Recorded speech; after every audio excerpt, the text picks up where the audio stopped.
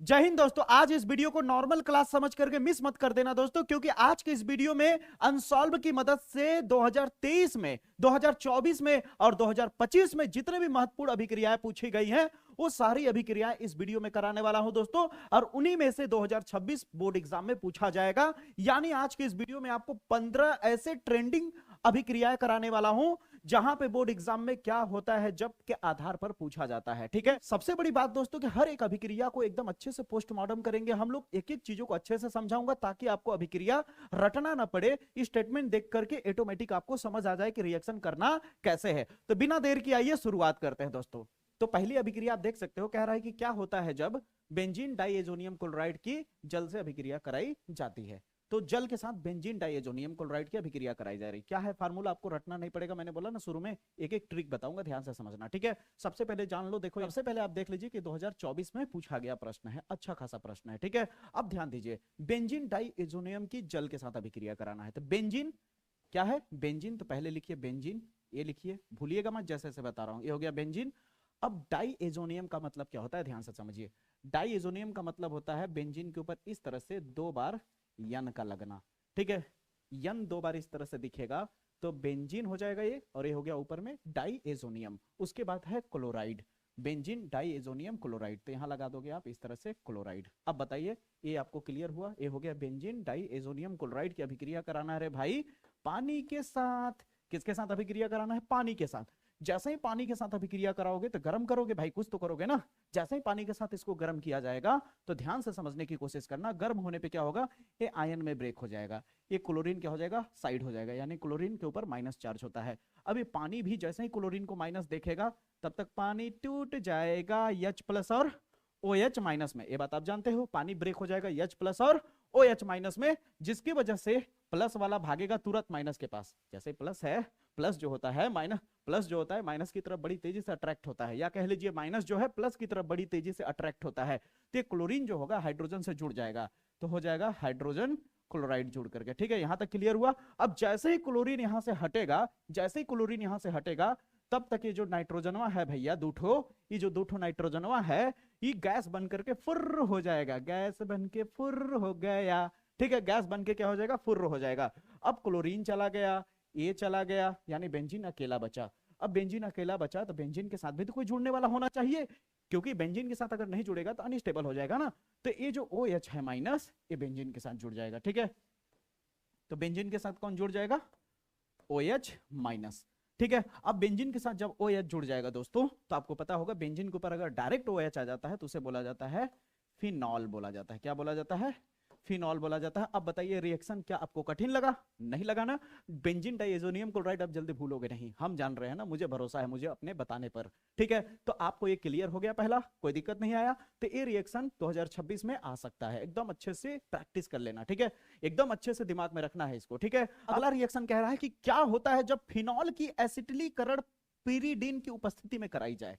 ठीक है, यानी फिनॉल की अभिक्रिया एसिटिलीन के साथ अगर कराई जाए पिरिडीन की उपस्थिति में तो क्या प्राप्त होगा रे भाई, फिनॉल एसीटेट प्राप्त होगा। क्या होगा, फिनॉल एसीटेट। पहले तो हम फिनॉल लिख दे रे भाई, क्या लिख दिया मैंने, ये रहा फिनॉल OH, फिर आ गया एसिटिलीन यानी ClCOCH3, फिर यहां हो जाएगा पिरिडीन हो जाएगा। ठीक है, अब यहां पे जब इसकी अभिक्रिया कराओगे, बहुत ही सिंपल, बहुत ही छोटा सा रिएक्शन है दोस्त। जैसे ये रिएक्शन पिरिडीन की उपस्थिति में होगा, यहां का हाइड्रोजन और यहां का क्लोरीन आपस में ऐड होकर के बना लेगा HCl। क्या बना लेगा, HCl। क्या बना लेगा, HCl।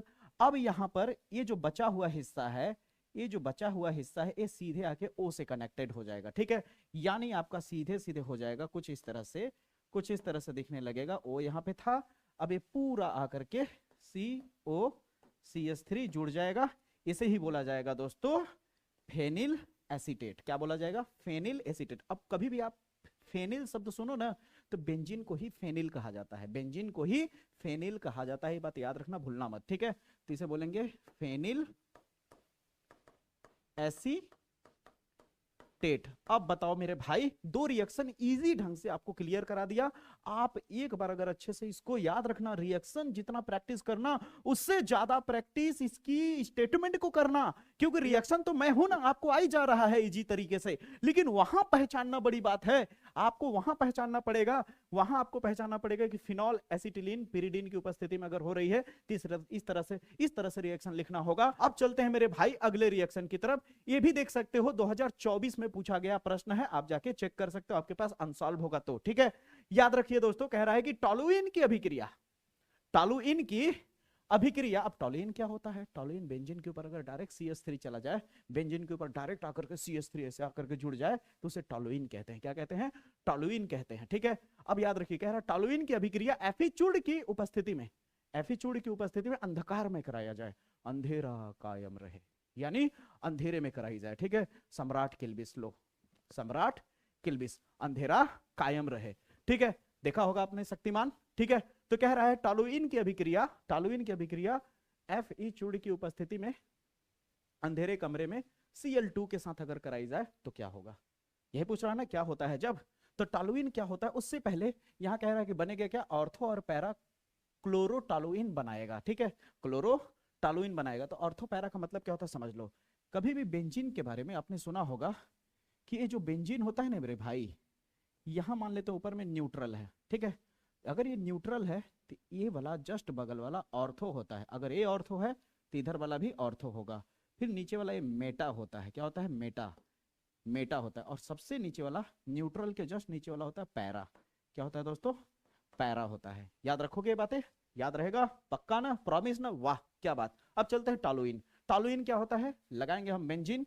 अब देखिए, सबसे पहले हम लोग टॉलुइन बना लेते हैं। ये देखिए हो गया हमारा बेंजीन। अब बेंजीन के साथ डायरेक्ट जोड़ देंगे अगर CH3 तो हो जाएगा टॉलुइन। क्या हो जाएगा दोस्तों? टॉलुइन हो जाएगा। अब ध्यान दीजिए, इसकी अभिक्रिया हमें क्लोरीन गैस के साथ करानी है। इसकी अभिक्रिया किसके साथ करानी है? क्लोरीन के साथ करानी है। किसके साथ करानी है? क्लोरीन के साथ। अब ये अभिक्रिया क्लोरीन के साथ हो रही है। ठीक है, किसकी उपस्थिति में हो रही है दोस्तों? Fe का चूर्ण, चूर्ण मतलब होता है बुरादा। ठीक है, और अंधकार में हो रहा है, अंधकार, अंधेरा कायम रहे। ठीक है, कभी भी याद रखना, अगर हैलोजन गैस की अभिक्रिया करा रहे हो, चाहे वो क्लोरीन गैस हो, ब्रोमीन गैस हो, आयोडीन गैस हो, अगर इस तरह से डायरेक्ट अगर अभिक्रिया कर रहा है तो CH3 को नहीं हटा पाएगा। यानी CH3 हो, C2H5 हो, कुछ भी जुड़ा हो, हाइड्रोकार्बन उसे नहीं हटाएगा, वो डायरेक्ट इधर कहीं खाली जगह में जाके जुड़ेगा। समझ आई मेरी बातें? तो कहाँ जुड़ सकता है? यहाँ जुड़ सकता है, यहाँ जुड़ सकता है, यहाँ जुड़ सकता है, यहाँ जुड़ सकता है, यहाँ जुड़ सकता है। ठीक है, तो ध्यान से सुनने की कोशिश करना। याद रखना कि क्लोरीन जो होता है कभी कभी पैरा पे जाके, कभी ये क्लोरीन जो होता है कभी कभी ऑर्थो पे जाके जुड़ जाता है और कभी कभी पैरा पे जाके जुड़ जाता है। समझ आई मेरी बातें? यानी यही जो क्लोरीन है, सबसे पहले आप ध्यान दो कि ये बात जान लो कि कभी भी याद रखना, कोई भी चीज अगर जाकर के इस तरह से जुड़ेगा तो यहां से हाइड्रोजन भी निकलेगा। क्यों निकलेगा? क्योंकि अगर कोई आके जुड़ रहा है तो वहां से हाइड्रोजन निकलेगा, जगह खाली करेगा तभी ना जुड़ेगा। क्योंकि आपको पता है ना, बेंजीन के हर कोने पे कार्बन है और कार्बन के साथ एक एक हाइड्रोजन है। क्या है? एक एक हाइड्रोजन है। पता है कि नहीं बात? तो यहाँ पे क्या होगा, कभी भी ये जाकर के जुड़ेगा तो यहाँ से एक हाइड्रोजन निकलता है। ये बात दिमाग में रख लो ना कि जब भी आ जाकर के जुड़ता है यहाँ से एक हाइड्रोजन निकलता है। ठीक है, एक हाइड्रोजन निकलेगा तो क्या दोनों क्लोरीन जाकर जुड़ेगा? नहीं मेरे भाई, एक क्लोरीन जुड़ेगा और एक क्लोरीन जो बचा है वो इस हाइड्रोजन से जुड़ जाएगा मेरे भाई। यानी कहने का मतलब क्या है? कहने का मतलब है मेरा कि ये जो बेंजीन आपके पास है, जहां पे ये CH3 है, ये एक क्लोरीन केवल जाके यहां जुड़ेगा, एक क्लोरीन जाके जुड़ेगा केवल। ठीक है, ये क्लोरीन है, ये जो क्लोरीन है एक क्लोरीन केवल जाके जुड़ेगा। कभी कभी पैरा, कभी कभी ऑर्थो पे जुड़ जाता है, ऑर्थो क्लोरो टॉलू इन हो जाएगा। ठीक है, और कभी कभी या करके लिख सकते हो, प्लस करके नहीं, प्लस करके नहीं, या दोस्तों कभी कभी वो ऑर्थो पे ना जुड़ करके सीधे कहां जुड़ जाता है? ऑर्थो पे ना जुड़ करके सीधे क्लोरीन पैरा पे जुड़ जाता है। तो इसे क्या बोलेंगे? पैरा पे अगर जुड़ जाएगा तो इसे बोलेंगे पैरा क्लोरो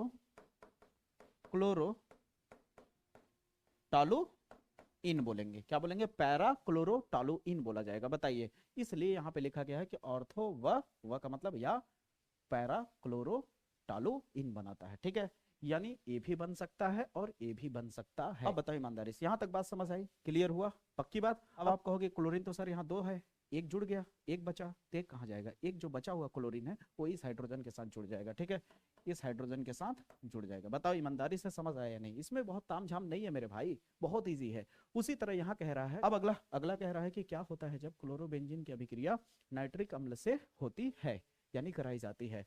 तो यहाँ पे कह रहा है फिर से, अब आप देख सकते हो दोस्तों कि क्लोरोबेंजीन के साथ अभिक्रिया करानी है नाइट्रिक अम्ल की। तो क्लोरोबेंजीन अब पूछने की वाली, अब क्लोरोबेंजीन पूछने वाली कौन सी बात है, आपको पता चली गया कि बेंजीन के ऊपर अगर हम इस तरह से क्लोरीन लगा दें, इस तरह से, तो इसे बोलेंगे क्लोरोबेंजीन। क्या बोलेंगे, क्लोरोबेंजीन, ठीक है, यहां तक समझ आया। अब इसकी अभिक्रिया किसके साथ कराई जाएगी, नाइट्रिक अम्ल के साथ, यानी HNO3 के साथ। किसके साथ अभिक्रिया कराई जाएगी दोस्तों, नाइट्रिक अम्ल के साथ। अब नाइट्रिक अम्ल की अभिक्रिया जैसे ही क्लोरोबेंजीन के साथ कराई जाएगी, तो ये जो नाइट्रिक अम्ल है, नाइट्रिक अम्ल का कोई भी पार्ट, कोई भी हिस्सा इसके साथ अभिक्रिया नहीं करेगा क्लोरीन के साथ, ये किसी खाली जगह पे जाएगा, या तो यहाँ जाके जुड़ेगा, या तो यहाँ जाके जुड़ेगा, या तो यहाँ, या तो यहाँ, या तो यहाँ। तो अब आपको बता ही चुका हूं कि अगर कोई आएगा जुड़ने तो यहाँ से पक्का हाइड्रोजन निकलेगा। क्या निकलेगा, एक हाइड्रोजन निकलेगा, ठीक है। तो एक हाइड्रोजन निकलेगा और यहाँ पे जो जुड़ने जाएगा इसके पास NO3 नहीं जुड़ने जाएगा, क्या जुड़ने जाएगा, NO2 जुड़ने जाएगा। क्या जुड़ने जाएगा, NO2। तो ध्यान से देखिए क्या बनेगा, यहाँ पे क्या बनेगा, ध्यान दीजिएगा, ये हो गया Cl जो पहले ही था, यहाँ पे अगर NO2 आकर के जुड़ेगा, क्या जुड़ेगा, NO2 आकर के जुड़ेगा, तो एक हाइड्रोजन निकलेगा, और एक हाइड्रोजन यहाँ पे पहले से ही मौजूद है, एक हाइड्रोजन निकलने वाला और एक हाइड्रोजन यहाँ पे जो पहले से ही है, यानी कितने हो गए, 2 हाइड्रोजन। और मैंने NO2 भेजा है और है कितना, O 3 बार है और 2 बार O गया है, तो एक बार O बच गया, एक बार O बच गया, तो H2 और O मिलके क्या बना लेगा, H2O यानी पानी बना लेगा। क्या बना लेगा, पानी।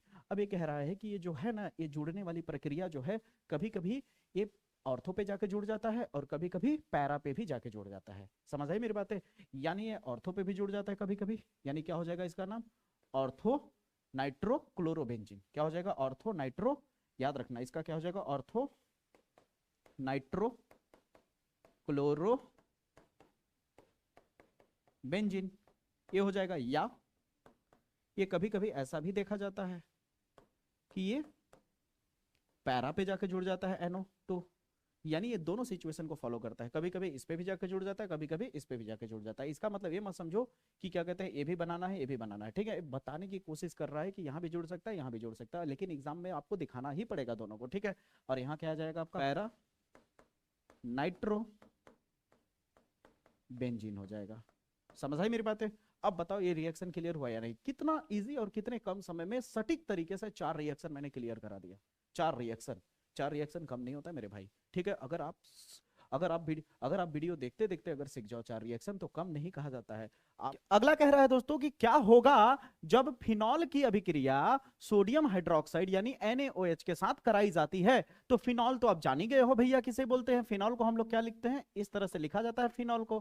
क्लियर है कि नहीं, इस तरह से फिनॉल को लिखा जाता है। इसे अगर मैं चाहूं, इस पूरे को अगर मैं चाहूं तो या करके मैं इसे ऐसे भी लिख सकता हूं, C6H5OH भी लिखा जा सकता है, ठीक है। अब आप कहोगे बेंजीन का फार्मूला तो सर C6H6 होता है, एक तो हाइड्रोजन वहां कहाँ खा लिया आपने, एक हाइड्रोजन कहाँ खा लिया, मैं बताता हूं। जब OH आया होगा जुड़ने ना, तो एक हाइड्रोजन गया होगा। मैंने बोला ना कि बेंजीन के पास जब भी कोई आके जुड़ेगा तो एक हाइड्रोजन पक्का निकलेगा, ठीक है। तो उसी तरह इसकी अभिक्रिया किसके साथ कराई जा रही है दोस्तों, सोडियम हाइड्रोक्साइड के साथ, ठीक है। इसकी अभिक्रिया जब कराई जाती है, जब इसे आप गर्म करोगे, क्या करोगे दोस्तों, गर्म करोगे, तो होगा क्या, ध्यान से सुनोगे तो समझ पाओगे, ध्यान से समझना। यहां से नहीं, यहां से ये ब्रेक करेगा, ठीक है। हाइड्रोजन जाएगा प्लस में और ये हो जाएगा NaO जो हो जाएगा निगेटिव में हो जाएगा, ठीक है, याद रखिएगा। यानी ये क्या हो जाएगा, ब्रेक हो जाएगा, अब घटित हो जाएगा धनायन और ऋणायन में। जैसे ही ऋणायन में अब घटित होगा, तो एक अकेला हाइड्रोजन जब मिलेगा प्लस वाला, तो यहां से ब्रेक कर देगा और OH के ऊपर क्या होता है, माइनस होता है, ठीक है। तो OH माइनस और H प्लस दोनों मिल करके बना लेगा पानी। पानी रे पानी, क्या बना लेगा, पानी बना लेगा दोनों। क्या बना लेगा दोस्तों, पानी बना लेगा। अब आपके पास क्या बचा, C6H5 केवल बचा, C6H5 केवल बचा, और इसके साथ आकर के जुड़ जाता है NaO यानी ONA। अब बताइए, इसे ही बोला जाता है सोडियम फिनॉक्साइड, सोडियम फिनॉक्साइड बोला जाता है। क्या बोला जाता है, सोडियम फिनॉक्साइड। अब बताइए रिएक्शन क्लियर हुआ, बोले ना बहुत हार्ड रिएक्शन नहीं है, बस आप तैयार करते चले जाओ। हाँ याद रखना, स्टेटमेंट बहुत ध्यान में रखना कि सर कैसे कैसे करा रहे हैं, ठीक है। यहां तक क्लियर हुआ। अगला कह रहा है कि फिनॉल की अभिक्रिया अगर जिंक के चूर्ण के साथ, जिंक के बुरादा मतलब समझ रहे हो, छोटे छोटे टुकड़े जिंक के, अगर फिनॉल के साथ अभिक्रिया करा दी जाए, गर्म कर दी जाए, यानी फिनॉल क्या है आपका C6H5OH, यही है ना। अगर इस फिनॉल की अभिक्रिया जिंक के साथ कराई जाए और इसे क्या किया जाए, गर्म किया जाए, तो होगा क्या, ध्यान से समझिए, यहाँ का ऑक्सीजन इसके साथ आकर के ऐड हो जाएगा। ये बात आपको पता होगा, एल्यूमिनियम हो गया, जिंक हो गया और सिल्वर यानी चांदी हो गया, इन्हें जब गर्म करोगे ना, तो गर्म करने पे क्या होता है, ऑक्सीजन को सोखता है अपनी तरफ, ऑक्सीजन को क्या करता है, अपनी तरफ सोखता है, ऑक्सीकृत कर लेता है। ठीक है, तो यहाँ पे क्या हो जाएगा, ऑक्सीजन जिंक के साथ ऐड हो जाएगा और बना लेगा जिंक ऑक्साइड। क्या बना लेगा, जिंक ऑक्साइड। और आपके पास बचा क्या, यहाँ पे एक हाइड्रोजन केवल बच गया, ये हाइड्रोजन इससे वापस चला जाता है, यानी C6H5 जो था अब वो कितना हो जाएगा, H6 हो जाएगा। यानी सीधे सीधे मैं बोलूं तो फिनॉल की अभिक्रिया जिंक के चूर्ण के साथ कराओगे तो सीधे बेंजीन बनेगा। क्या बनेगा, बेंजीन बनेगा। ये कैसे प्राप्त करने वाले में भी है ये क्वेश्चन। अब कहोगे कैसे सर जी, आपको क्या कहता है, ध्यान से समझिए, बेंजीन बन रहा है ना, तो कहता है फिनॉल से बेंजीन, ऐसे कहता है कैसे प्राप्त करने में, कि फिनॉल से बेंजीन बनाओ। आपको क्या लगता है कि अलग से मंगल ग्रह से उसके लिए क्वेश्चन लाया जाता है, इन्हीं को तोड़ के डाइवर्ट करके क्वेश्चन को बनाया जाता है। समझ आई मेरी बातें। तो यहाँ पे क्या होगा, फिनॉल है, क्या है, फिनॉल है, अब बन क्या रहा है, बेंजीन बन रहा है। आपको भी पता है ये बात कि फिनॉल से बेंजीन या फिर बेंजीन से फिनॉल पक्का पूछा जाता है कैसे प्राप्त करने वाले में। तो यहाँ पे आपको क्लियर करा दिया, ए वाला एक तैयार रखोगे तो वहां भी काम आ जाएगा। समझ आई मेरी बातें। अब चलते हैं अगले पे। अगला कह रहा है फिनॉल में ब्रोमीन की जल, अब कह रहा है फिनॉल में ब्रोमीन जल मिलाया जाए, यानी ब्रोमीन गैस, ठीक है, Br2 अगर मिलाया जाए तो क्या बनेगा। तो ध्यान से समझिए, यहां तो लिख दिया है क्या बनेगा, लेकिन बना के दिखाता हूं। तो आइए, ये हो गया हमारा फिनॉल, ये हो गया दोस्तों फिनॉल हो गया, ठीक है, ये हो गया हमारा फिनॉल। अब फिनॉल के साथ किसकी अभिक्रिया हो रही है, ब्रोमीन की, ठीक है, ब्रोमीन गैस की, ठीक है, याद रखिएगा, ब्रोमीन जल कह रहे हैं इसे हम लोग, यानी लिक्विड फॉर्म में है ये कह सकते हैं, ठीक है। और इसके कितने अणु लिए गए हैं, 3 अणु लिए गए हैं। जब भी फिनॉल की ब्रोमीन के साथ अभिक्रिया कराओगे तो कितना लोगे, 3 अणु लोगे। कितना अणु लोगे, 3 अणु लेकर के जब इसकी अभिक्रिया कराओगे आप, तो मेरी बात को बड़ी गहराई से सुनना, याद रखना, ये जो ब्रोमीन है वो बेंजीन के 3 जगह पे जाकर के अटैक करेगा, यानी जुड़ेगा। एक यहाँ पे जाके जुड़ेगा, एक यहाँ पे जाके जुड़ेगा और एक यहाँ पे जाके जुड़ेगा। तो कैठो ब्रोमीन निकलेगा यहाँ से, 1 2 3, कितने ब्रोमीन निकलेंगे, 3 ब्रोमीन निकलेंगे दोस्तों, ठीक है। और 3 ब्रोमीन जा करके फिनॉल पे क्या बोलेंगे पता है, आक्रमण, आक्रमण करेंगे। क्या करेंगे बच्चा, आक्रमण करेंगे, ठीक है। तो एक ब्रोमीन यहाँ पे जाके जुड़ेगा। अब यहाँ पे ब्रोमीन जुड़ा तो बताओ यहाँ से क्या निकला, हाइड्रोजन। क्या निकला, हाइड्रोजन। यहाँ पे ब्रोमीन जुड़ा तो यहाँ से क्या निकला, हाइड्रोजन। गिनते रहो कैठो हाइड्रोजन निकला है। यहाँ ब्रोमीन जुड़ा तो क्या निकला रे भाई, हाइड्रोजन। कैठो हाइड्रोजन अब निकल गया, 3 हाइड्रोजन निकल गया। कितने हाइड्रोजन निकल गए, 3 हाइड्रोजन निकल गए। हाइड्रोजन कितने निकल गए, 3। अब ब्रोमीन यहां से कितना जा चुका है, 3 जा चुका है, तो कितने बचे, 3 और बचे। कैसे, क्योंकि यहाँ 3 आगे है और यहाँ 2 है, तो 3 दूनी 6, यानी ब्रोमीन 6 बार है, तो 3 बार जा चुका है और 3 बार ब्रोमीन बचा है। तो 3 बार ब्रोमीन और 3 बार हाइड्रोजन मिल करके हाइड्रोजन ब्रोमाइड बना लेगा इसके 3 अणु। अब बताइए समझ आया या नहीं। इसका IUPAC नेमिंग अगर करोगे तो यहां से काउंट करोगे, 1 2 3 4 5 6, तो बताओ ब्रोमीन कहां कहां जुड़ा हुआ है, दूसरे पे, चौथे पे और छठवे पे जुड़ा है कि नहीं। तो क्या हो जाएगा, 2, 4, 6 स्लैश, कितने बार ब्रोमीन है, 3 बार, तो 3 बार को क्या बोला जाता है, ट्राई। अब ब्रोमीन को क्या लिखते हैं IUPAC में, ब्रोमो लिखते हैं। क्या लिखते हैं, ब्रोमो। अब क्या है, फिनॉल के साथ जुड़ा है तो क्या हो जाएगा, फिनॉल। अब बताओ क्लियर हुआ। अगर आपने इस तरह का IUPAC, अगर आपको आप अगर इस तरह के IUPAC नेमिंग को एकदम दहाड़ के सीखना चाहते हो बेहतर तरीके से, तो इस IUPAC को जरूर देखना। यहाँ पे अभी जस्ट मैंने फिलहाल ही वीडियो डाला है, इस पे लगभग 1 लाख लोग 1-1.5 हफ्ते के अंदर इसको देखे हैं दोस्तों। आप भी जाकर के उसे देखो, बहुत ही प्यारा, बहुत ही सटीक है, बहुत ही जीरो से सिखाया है मैंने, ठीक है। 2 IUPAC होते हैं जो बोर्ड एग्जाम में पूछे जाते हैं, एक इस तरह का, ठीक है, हाइड्रोकार्बन वाला, और एक कोऑर्डिनेशन कंपाउंड यानी उप संयोजन यौगिक में से जो कॉम्प्लेक्स वाला IUPAC आता है। तो दोनों वीडियो जाकर देख लीजिएगा, मेरे दोनों वीडियो जाकर के देख लीजिएगा, वीडियो वाले सेक्शन में जाकर थोड़ा सा स्क्रॉल करेंगे तो नीचे मिल जाएगा आपको, ठीक है। यहाँ अब अगला रिएक्शन कह रहा है कि क्या होता है जब फिनॉल को सांद्र HNO3 और सांद्र H2SO4 के मिश्रण के साथ गर्म किया जाए। यानी जब आप फिनॉल की अभिक्रिया दोस्तों याद रखिएगा, फिनॉल की अभिक्रिया दोस्त, अगर आप HNO3 और H2SO4 के मिश्रण के साथ अभिक्रिया करोगे तो केवल अभिक्रिया HNO3 करता है और ये उत्प्रेरक का काम करता है।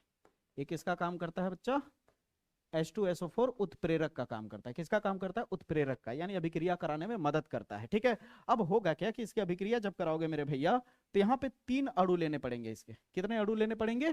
3 अणु। लेकिन इसी की अभिक्रिया अगर क्लोरोबेंजीन से हुआ होता तो 3 अणु लेने की जरूरत ना पड़ता। देखो अभी जस्ट आपने किया है, ये देखो क्लोरोबेंजीन के साथ HNO3 की अभिक्रिया कराई है। सिंपल सा कैसे रिएक्शन हुआ है पता है ना, NO2 जाकर के केवल जुड़ता है। तो यहाँ भी वही खेल होगा, ऐसी बात नहीं है, यहाँ भी वही खेल होगा, लेकिन कहानी में थोड़ी ट्विस्ट है। जब फिनॉल के साथ कराओगे तो 3 अणु के साथ अभिक्रिया करेगा। कितने अणु के साथ? 3 अभिक्रिया के साथ। 3 कितने के साथ करेगा? 3 अणु अभिक्रिया करेगा इसका, किसका? HNO3 का। तो यहां से आपको पता ही है कौन जाएगा, केवल और केवल NO2 जाएगा। ये दिमाग में गांठ बांध लीजिए, जब भी नाइट्रिक अम्ल की अभिक्रिया बेंजीन वाले किसी भी यौगिक के साथ अगर करा रहे हो, चाहे फिनॉल हो, टॉलुइन हो, क्लोरोबेंजीन हो, ब्रोमोबेंजीन हो, तो याद रखना कोई भी हो जाएगा तो केवल NO2 ही जाएगा मेरे भाई। NO2 ठीक है, NO2 जाएगा। क्या जाएगा?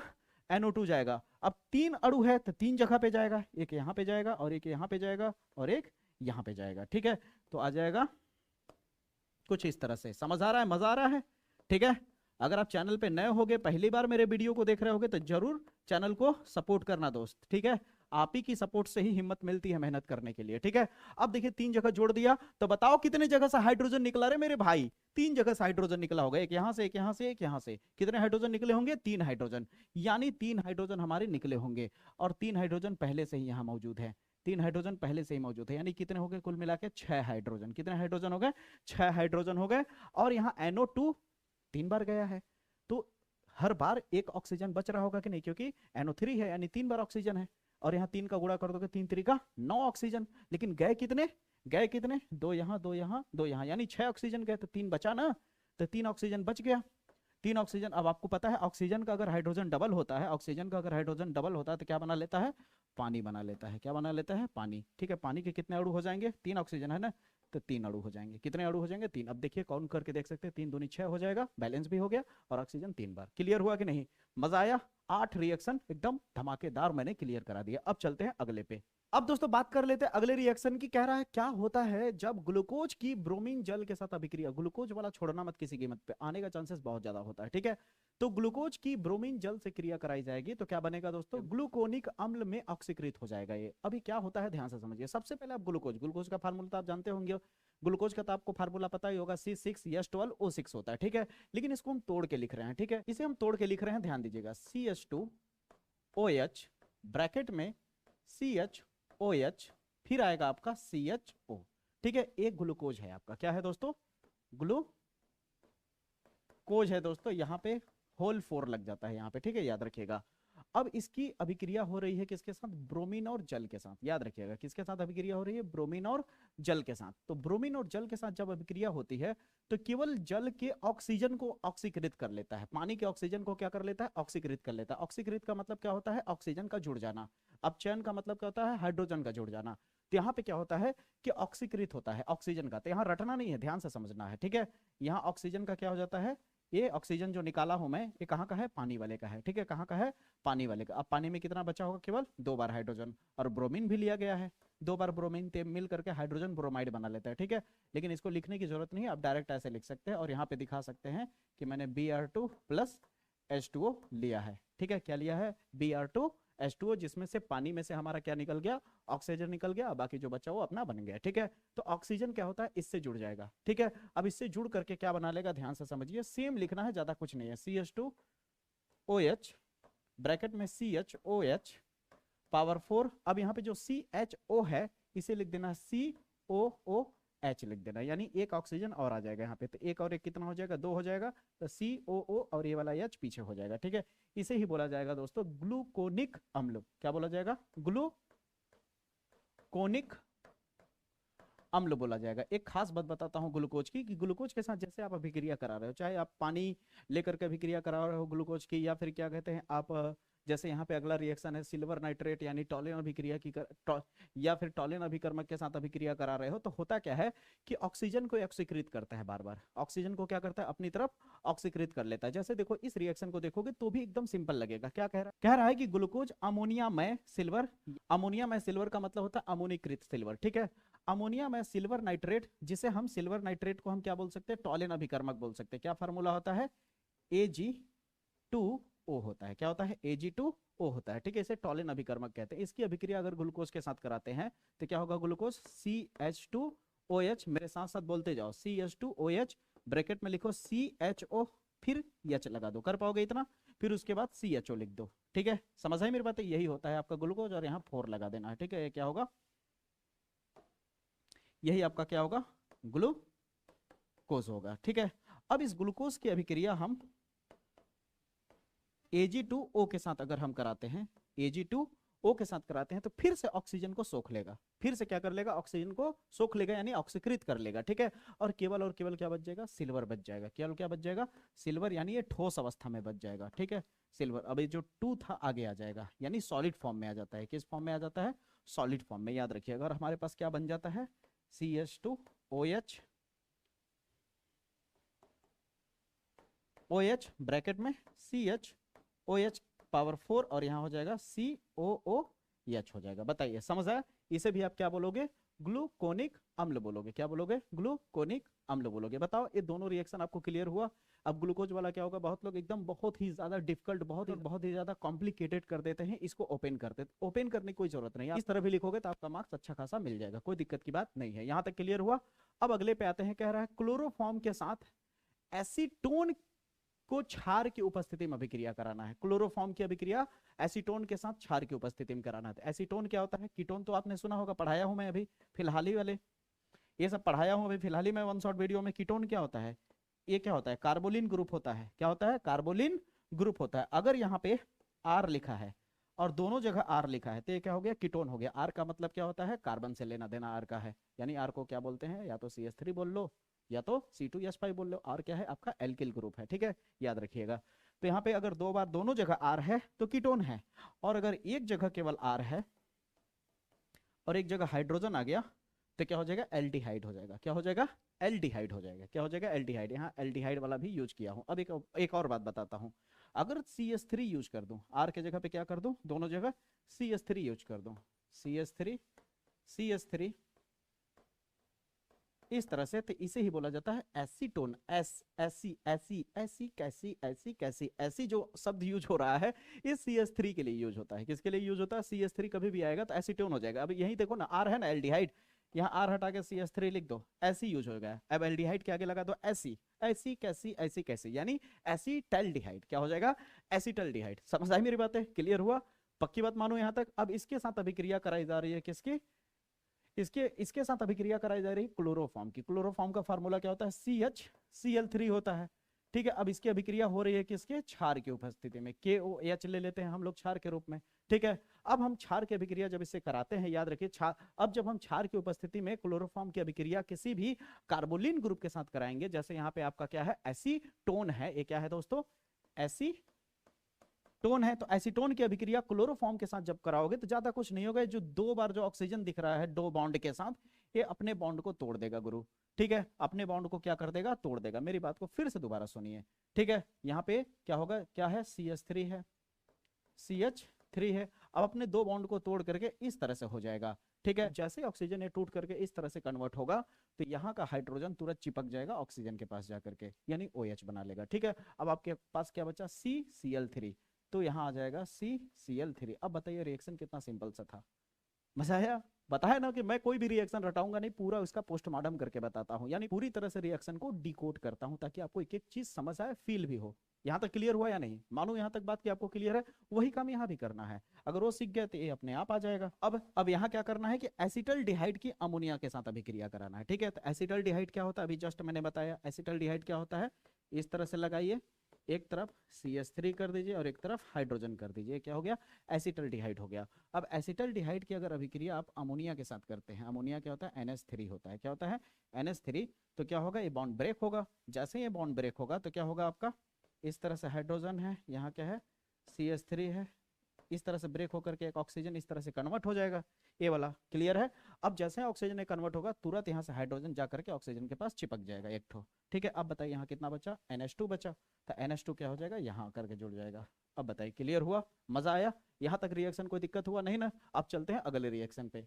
अब यहाँ पे जितने भी रिएक्शन आपको दिखेंगे 2023 में आए हुए रिएक्शन दिखेंगे, 3 पॉपुलर रिएक्शन है जो मैं करा रहा हूँ, ध्यान दीजिए। सबसे पहला है क्लोरोबेंजीन की अभिक्रिया जलीय NaOH से अगर कराई जाती है तो क्या होगा, ठीक है।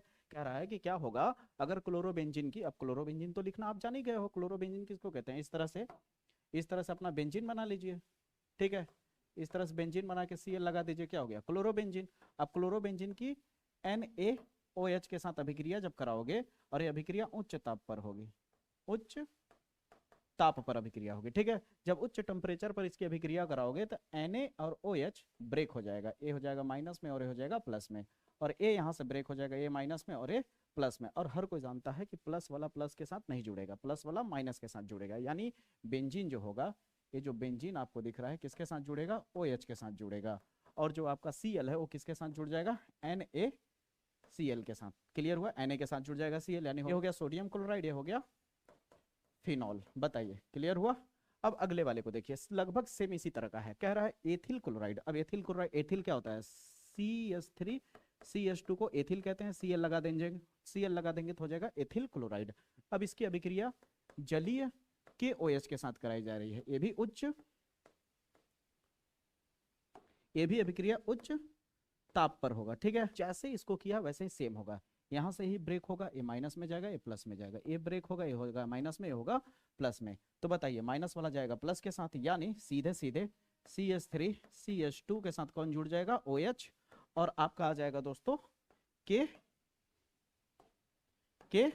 इस तरह का रिएक्शन दोस्तों इस बार 2026 में आने का चांसेस बहुत ज्यादा है दोस्तों, इसलिए इन सारे रिएक्शन को अंडर एस्टिमेट नहीं करने का, ठीक है। बहुत ही इजी ढंग से, बहुत ही अच्छे से डिकोड करके बता रहा हूं आपको। अगला है एसिटल्डिहाइड टॉलेन अभिकर्मक से क्रिया करेगा तो क्या होगा, ठीक है। एसिटल्डिहाइड अभी जस्ट मैंने लिख के दिखाया था, एसिटल्डिहाइड अभी जस्ट आप देखो इस तरह से लिखा था मैंने, अगर आपको याद हो तो इस तरह से लिखा था, ध्यान हो अगर आपको तो याद आया। तीसरे में चाहूं तो क्या लिख सकता हूं, CH3 CHO लिख सकता हूं कि नहीं।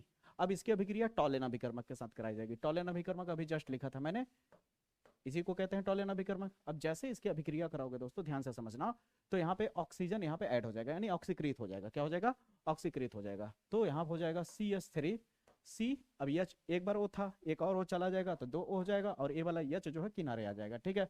और आपका क्या हो जाएगा, Ag जो है वो सॉलिड फॉर्म में आ जाएगा, किस में आ जाएगा, सॉलिड फॉर्म में आ जाएगा। अब बताइए यहाँ तक रिएक्शन क्लियर हुआ। अब जितने भी मैंने पॉपुलर रिएक्शन कराया, जितने भी अभी तक मैंने रिएक्शन 15 ठो कराया है, ये रिएक्शन अगर आप अच्छे से तैयार कर लेते हो तो क्या होता है, जब वाली जो अभिक्रिया है उससे आपका डर खत्म हो जाएगा, ठीक है। अगर आपको बताया हुआ तरीका बिल्कुल अच्छा लगा, अगर आपको बताया हुआ तरीका एकदम अच्छा लगा हो, आसान लगा हो, बिल्कुल ईजी तरीके से आपको हर एक पॉइंट समझ में आया हो, तो जरूर कमेंट बॉक्स में जल्दी से कमेंट करिएगा कि सर इसका अगला पार्ट कैसे प्राप्त करें, वो तुरंत लेकर के आइए, तो मैं जल्दी इसका अगला वीडियो तुरंत ला दूंगा दोस्तों, ठीक है। और अगर चैनल पे नए हो तो चैनल को सब्सक्राइब करके बेल आइकन प्रेस कर लीजिए, ताकि मेरी मुलाकात आपसे लगातार होती रहे। जय हिंद, जय भारत।